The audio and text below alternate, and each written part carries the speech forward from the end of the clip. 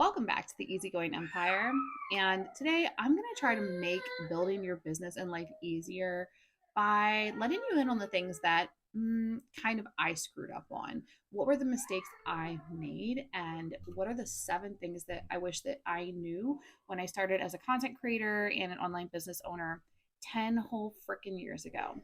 And if this is your first time joining, I'm Morgan Batista and I'm a content and marketing strategist. I started as a mom blogger like 10 years ago. And after building that up, getting some passive income, learning about email marketing and digital products and everything that goes into making money online, my friends started actually hiring me to help them behind the scenes of their businesses.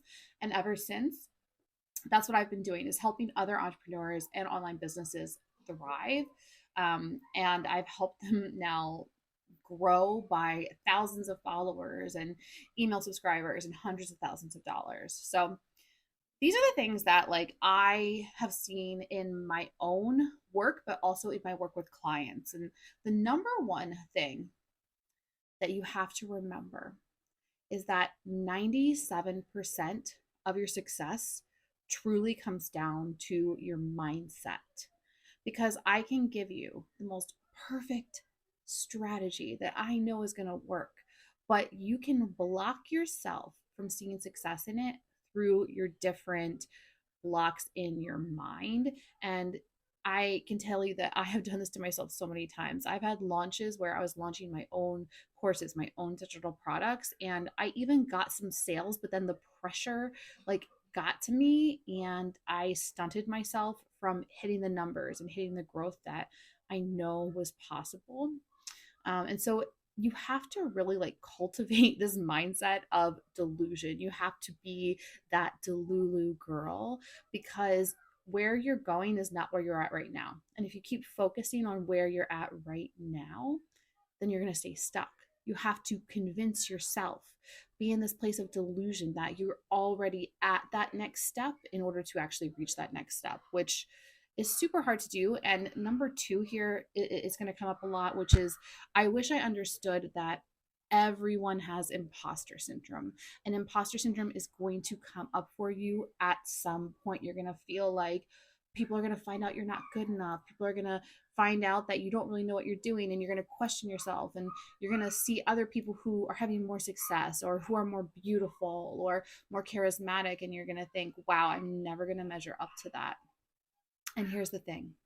Number one, you will measure up to that. Number two, everybody feels this way at some point. I was watching Project Runway a couple months ago because I was like on a little binge of Project Runway.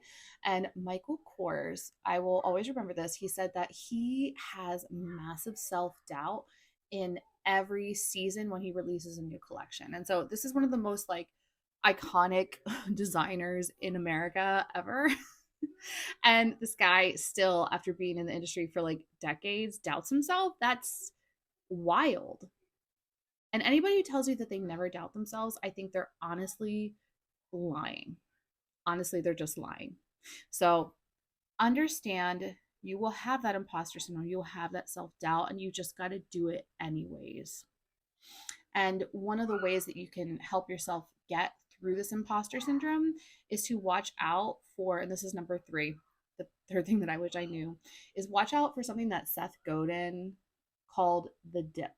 So when you first start anything, you've got all this excitement behind it. You're like really putting all of your energy behind it. You're ready to go, go, go, go, go.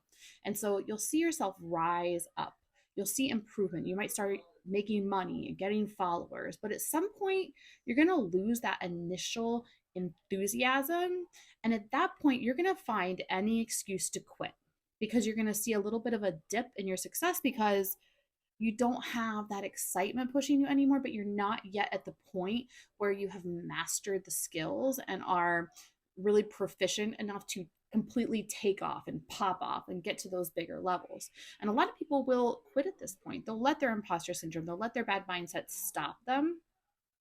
But if you can keep going and pushing through that dip, you will get to a place where you know exactly what to do and you're doing it. You're able to push through those doubts. You're able to, have a bad post, have a bad day, have a bad launch.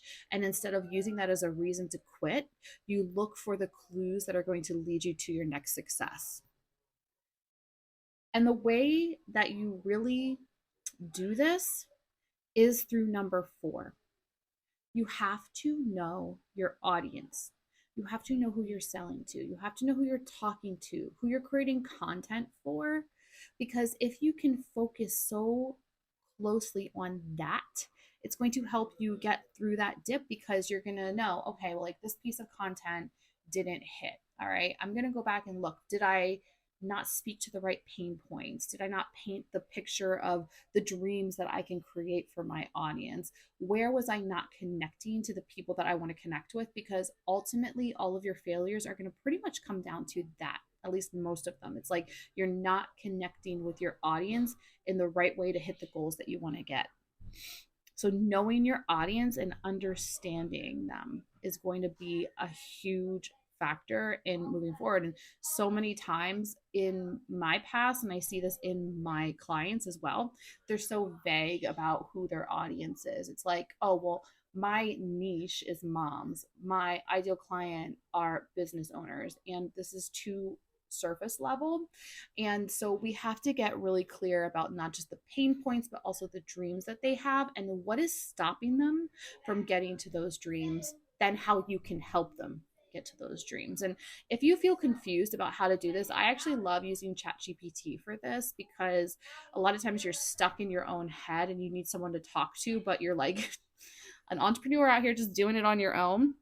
And so I usually go to ChatGPT and I'll tell them who my ideal client is. I'll paint the picture as closely as I can, as many details as I can give them about who the person is that I want to connect with. And one of the ways I do this is I actually think about a client, think about someone in my audience, think about a best friend, the person that I would love to wake up every day and talk to in my content, the person I would love to wake up every day and work with.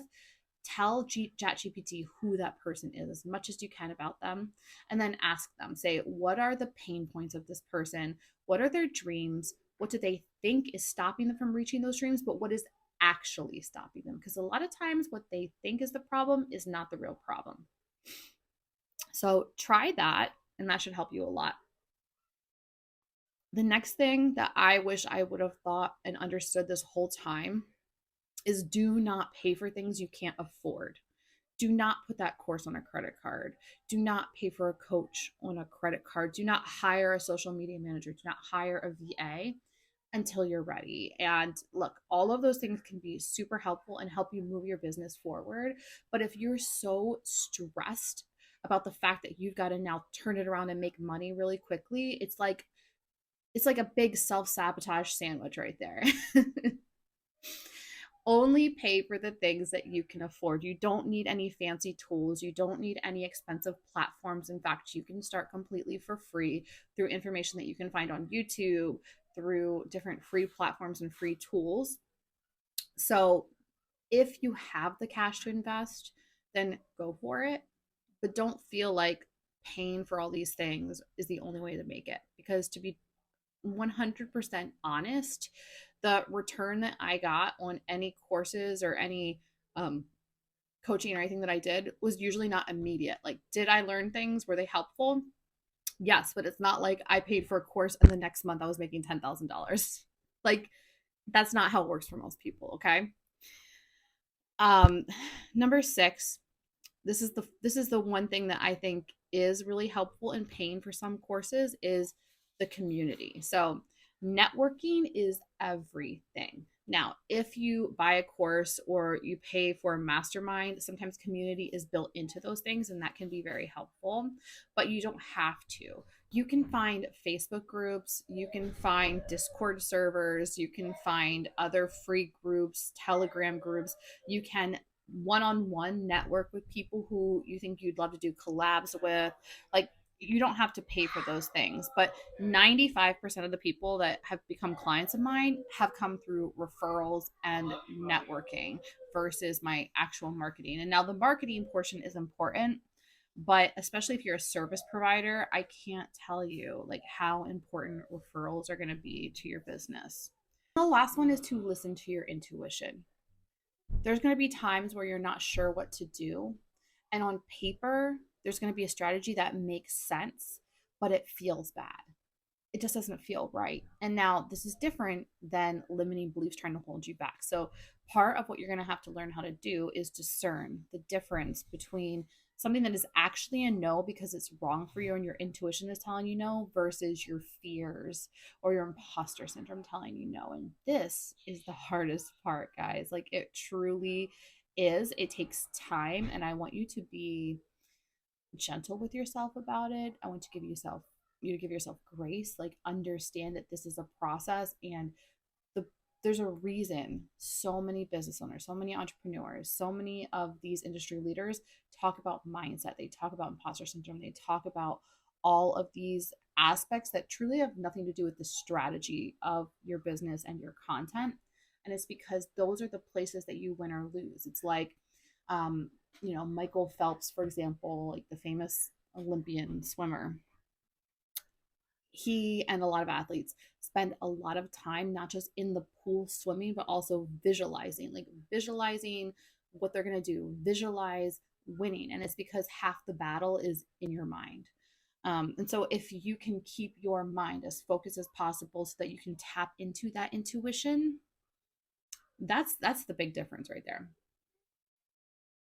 But I would love to hear from you guys.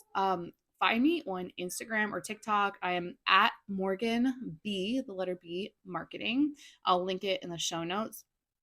Screenshot this, put it in your stories, tag me, DM me. Like, I want to hear from you. Do these 7 relate to you? Like, do you feel these, or do you have a whole other list of 7 things that you wish you knew when you started your online business? By the way, guys, I just released this brand new Spark brand strategy workbook.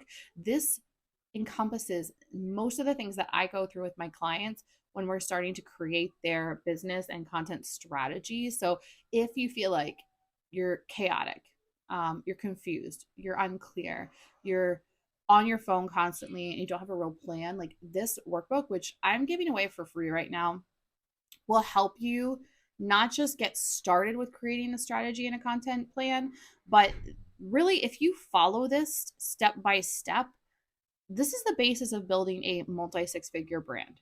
Okay. I honestly can't believe I'm giving it away for free. But I am. And if you get in there and you're loving the workbook and you feel like you need more help with it, then feel free to DM me. I do offer strategy sessions where I go through this with clients and actually take my expertise and build it out for them. And we also have Spark, which is my group program. It's at early bird rates right now, which means it's $500 off. So I will put links for all the stuff in the show notes, but also feel free to DM me or email me at hello@pleasantviewmedia.com. And thanks for being here. If you love this, feel free to leave a review. Like, I would love that. That would literally make my day. Literally make my day. So thanks for being here. And I'll check you guys later.